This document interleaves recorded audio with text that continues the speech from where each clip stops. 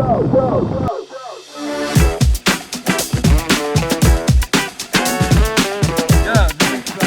you think it's holding it.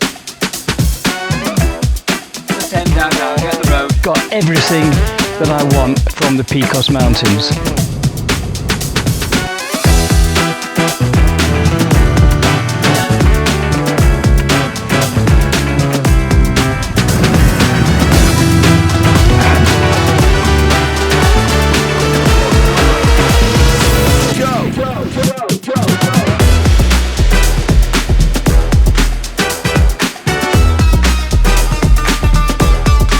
A lovely sunny day, and today is a special day because I'm going to be in search of Ted.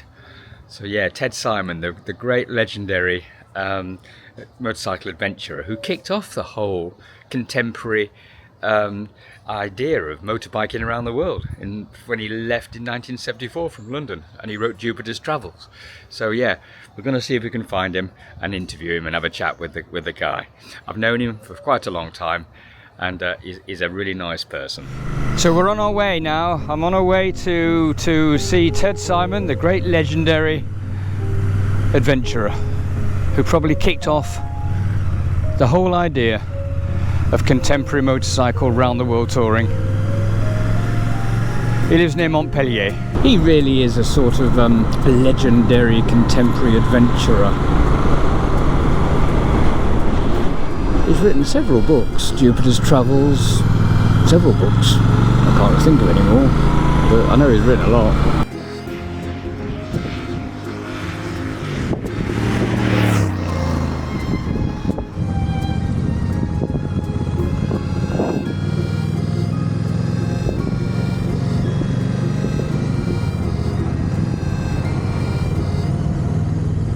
I'd met Ted occasionally over the years, and I'd seen him on the cover of one of his books, Jupiter's Travels.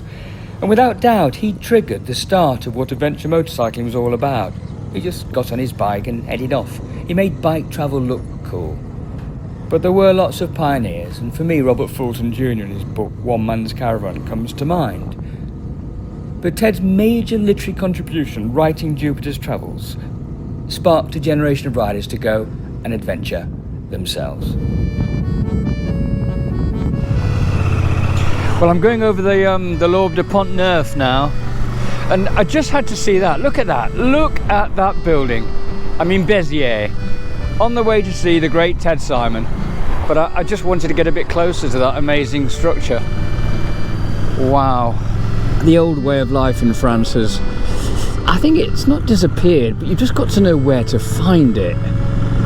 It's very rural, but it's so fast. You've got the Auchans and the Super U's and all the other big supermarkets, the Leclercs. Yeah, I mean, yeah, that's the way that France has gone, and the way that a lot of countries in Europe has gone. As progress, I suppose. So on the way to see Ted Simon, very excited. Ted Simon, one of the great contemporary motorcycle adventurers, without doubt. He kick-started modern adventure motorcycling in 1974. I'm curious. I'll be interviewing him and I'll be asking him various questions, and one of them will be, did he realise what he was doing when he started?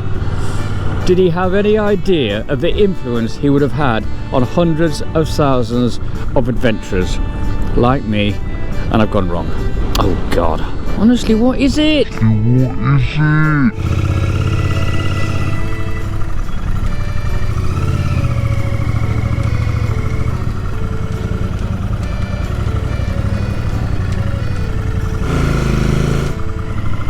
Yeah, this is the France I know and love. Yeah, this is great. And I'm not sure what village this is, but I know I'm very close to the village where Ted Simon lives. I'm going to give Tom a bit of a hard time now. You look at my screen. You can't see what's what. It's all misted up. That is a Tom screen. Look at this, a colonnade of trees. Very typical of French roads, certainly in the south of France. What was it to do with? Was it to do with keeping Napoleon's army sheltered from the sun when they were marching along the roads? Is that true? Anybody know?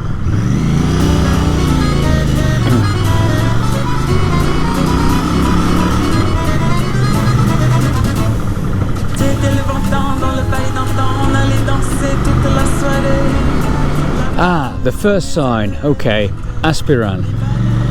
That's the village where Ted lives. Let's see where we can find him. Now I know he probably lives in the centre of the village. I'm sure there's a film about this, you know, In Search of Ted.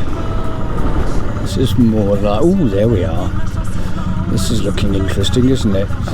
Whoa, I think that's good look, isn't it? A black cat running in front of me. Right. Oh, this is rather nice. I'm liking this. It's not a stop sign, but cool, blimey. Right, come on then. Let's see where we are. The centre of the village of Aspiran. We're going to find the great Ted Simon of Jupiter's Travels fame, also of Jupiter's Dreaming. Now hang on, where is this it? This will be it. I'm going to park here for a second, I think, and then just have a, there we are. I think it's number 5.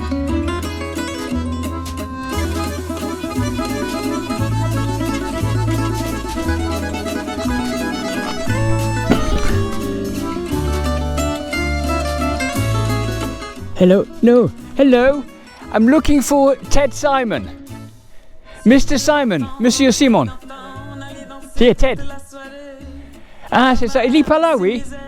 Ah, c'est ça, bon. C'est gentil de vous, I'll tell you what.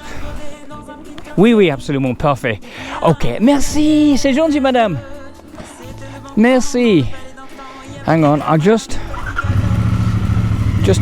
for a moment. I'll tell you I can get it up there, actually. Can't get it there. Right, come on, let's have a little look at Ted. Hang on.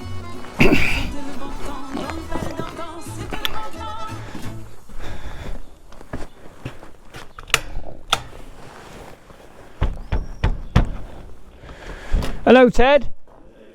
I'm here. What do you think, Royal Enfield? Oh, I always loved them. They're good, aren't they? I don't know, are they still as good as they were? Better. Are they really? Yeah, they're a lot better actually, Ted, to be honest. It's working really well. So it's a different company to what it was when we remember it, and you do. It's been through a lot, hasn't it? Yeah. But the new management's very interesting. It's, where are they? do you know, I don't know. It's not just Chennai. It's much more than that now. Yes, yes. They've got factories all over the place. Yes. And you know what? They sell 1 million units a year. It's not a small company anymore. No, it's huge. Yeah. And the guy I interviewed, Siddhartha Lau, whose dad passed the company on to him, I interviewed him 30 years ago. Really? Yeah, funny enough. In Chennai. I mean, I think his father's passed, and he's got the whole company has been passed on to him now, including Nika Motors. Wow. And he's done an amazing job. He's completely transformed the company, you know. So there we are. So he's transformed the company, but also the bikes. And the bikes, well, I went around the world on an Enfield. Yeah. God knows how many years ago, and it broke down every 3 days. Yes. It was rubbish. Oh, really? Yeah, it was really very good. Well, it had things like aluminium rocker boxes and the threads stripped. Yeah. Little things like that. The material technology It was really an old sort of Midlands product. It was then. Yeah. Then when it transferred over to India, it didn't transfer very well, frankly. Yeah. But it's good now. It's faultless. I've never heard anything bad about it. No. The price point's good too. That's the thing. You know, at £6,500. Yeah, no, it's great. Everything's good about it. I rode one from Bombay to Goa. When was that? When was that? 17, I think 2017. 2017. So, Gosh. and some of those roads were just as bad as they'd been when I went round in '73, and it was lovely. It was like I was back on the Triumph. Yeah. It just felt so comfortable. And a bit retro as well. Wonderful. Riding a proper motorbike. Yes, it was. Well, it was just no feelings about bikes in general. It's just that it was completely part of me. You know? Yeah. Whereas all the other bikes, either too big or too small. Now, is there a cafe in town I can There take? is. Right. Why don't I walk you to a cafe and we'll have a sit down and talk through what we're going to do. So I'm going to ask you. So, what do you know about the cafe? Oh, the cafe. Well, it's been here. It's gone through some changes. We used to have an awful lot of music here with the previous owner, but the guys there now is more interested in wine than he is in music. So we have very good wine, but not as much music. It's a lovely cafe. It's very special, just like the old French cafe. Yes, no, it is. Well, it is an old French cafe, actually. Whether it's quite as old as the church on the other side, I don't know. But it's certainly a few hundred years old anyway. And they've just bought this other building next to it, which was the old post office. And I think they're going to put people in there as well, or do something with it. But it's a lovely thing. I love that lady on the facade. She's supposed to be drinking cognac. This is Ted in his favourite cafe, and what's this cafe called, madam? The Cafe Laost. The Cafe Laost. And My name is Aurore. there we are. Well, it's a beautiful cafe and we love it. Absolutely Thank you. gorgeous. Thank you so much. Yeah, thank you very much. All right, Ted, I'll follow you out. There we go. This is Ted in his favourite cafe. Marvellous. Au revoir. He loves it. Love this cafe. Right. Right, so we're all mic'd up to both cameras, just so you understand. Yes. That's the one I'll use to introduce you and so forth to all social media audience. Right. Well, this is great. This is Ted Simon, and it's good to meet you, Ted. I'm very glad you got here in the end. I did in the end, yeah. I know, yeah. Ted is actually, if you don't know, I think one of the great motorcycle adventurers actually who kicked off contemporary motorcycle adventure touring around the world or wherever. You did. Do you think that's the case? Did you kick it off? Were you that contemporary? It's very hard for me to answer that because I never intended to do any of these things. You came in as a writer more than a motorcyclist. I came in as a curious man, as a man with great curiosity, and that's pretty much describes almost everything I've done. So I certainly never intended to be a motorcyclist. That was not. I'd never ridden a bike before I started that first journey of mine. So it wasn't to be a biker, it wasn't to be an adventurer, it wasn't to be anything. It was just sheer curiosity. I couldn't believe that I'd got to the age I had. I was 42 at the time, and knew so little about the world. And I had no idea either to the extent to which the journey would change me. But you recognise in a way that it was an accident of history, really. Absolutely, yes. Yeah. You becoming a best-selling author. Yes. Writing a book which sold around the world. Yes. Writing a book, Jupiter's Travels, which yes. every biker, worth his salt. And it's still going on everywhere. Because I took that journey on as a labour of love. I took 4 years over it. And I lived it. So it changed a great deal about my relationship to the world. I became much more comfortable with the world. I became almost clairvoyant about other people, meeting new people almost every day and recognizing what was common between them all and what wasn't, and how they responded to me and me to them. It gave me a sense of really belonging to the world that I'd never had before. When I then compared myself with the other people that I'd left behind and rejoined later, 4 years later, I realized just how much I'd added to myself. I could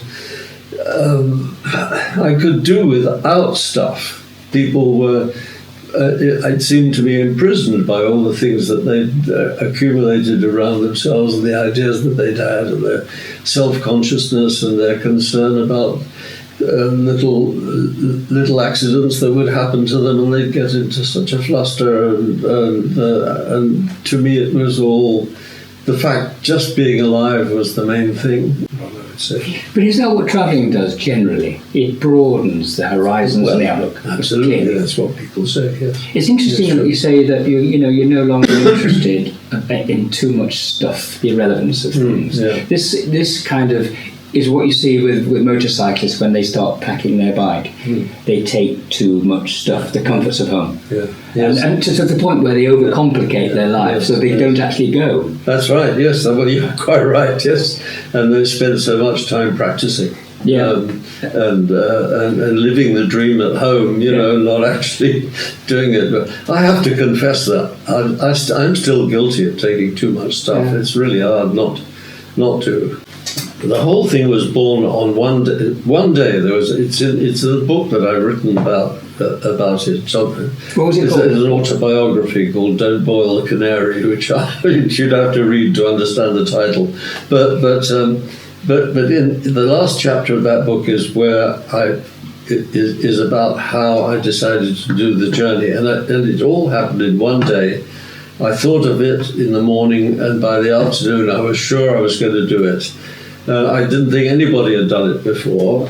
In fact, it turns out several people have in the past gone round. Had motorbike around the world? Gone round the world, for sure. For one reason or another, but not very well known for it. Well, there's Robert Fulton, one-man caravan. Fulton, yes. But he was one of the very few. There were a handful, just a handful. And then again, this whole going around the world is a silly title, really, a silly thing. Concept, isn't it? Because you could do it in an aeroplane, right? You can do you can do it almost without crossing more than 2 continents. So, but I was determined to go, not just go around the world, but really go all around the world in order to understand it. And that whole thing was born in a day. And then from then on, it took me 6 months to set it up. And to find Harold Evans at the Sunday Times was amazing. I mean, it was really surprising to find the editor of a very, very important and rather sort of right-wing conservative newspaper turns out to be riding a BMW himself and actually being a very free-thinking person. It was amazing that he took it on. Yeah, I mean, it's always serendipitous, isn't it? Yes, absolutely. You're right. The company chairman plays golf, so he sponsors the Ryder Cup or whatever. He's got a BMW, yeah? How right you are. Yeah, so he sponsors Ted Simon, Yeah. And so much of it so much of what happens in life depends on that kind of... Right time, right place. Right time, right place. Right I became a journalist because there was a man in Paris who wanted an office boy for his newspaper. I knew nothing about newspapers. I got the job as an office boy and I became a journalist as a result of that. I mean, I might have found a job in a dress shop and become a fashion designer. It's just all so arbitrary. It is, but to give people the possibilities in their lives that they too can do this. So how do you get into the right place at the right moment? Is it doing lots of things in lots of places? That's it. That's it's as simple as that. It's a numbers game, right? I think you've got to be somebody. I don't know. To talk about yourself in these terms is difficult, but people have to be able to see something in you. So it doesn't mean that you have to be a brilliant talker or that you have to look like Rock Hudson but there's got to be something there that catches people's attention and makes them want to have something to do with you. And at that time, That's what was that one thing that Harold Evans saw in you? Well, just my appetite for I had a reputation already as an editor and a writer, so it wasn't difficult for him to realise that I would come back with something, or I would be. That's what he saw. He saw somebody who was willing to do something extraordinary, and would be able to do something with that experience. That's what he saw. During a year, I thought that it would take me 4 years to do it. I think that the most they thought I'd be back in 18 months. Listening to Ted quietly and at close quarters, you quickly realise this is a very articulate man. More a writer than a rider, he would say, but travelling on a motorbike has been a hugely integral part of his professional life. Well, I can't believe I just had a lovely time with Ted Simon. It's funny when you read an author, when you were young and he inspired you to ride a motorbike around the world or whatever with Jupiter's Travels, and all of a sudden, you're sitting down with a guy and chatting away. Yeah, it's a nice feeling. Anyway, for what it's worth, he's coming to my adventure gathering later on in the year, so you want to meet him yourself, you know where to find him. Anyway, got to get on to the next spot. Wherever I'm going. Actually, I'm going to buy a tent in Montpellier. I got rid of my last tent because it was too big, and I'm sort of hating my hotels at the moment. I want to be back in a field. There we go. So off we go. And it's only when you stop and focus on your immediate location you recognise the kindness that comes out of people like Ted, something you feel when you listen to their stories. All of them to do with humanness and emotion, because for me stories, and maybe souls, well, they're the only things that actually survive the passage of time, right?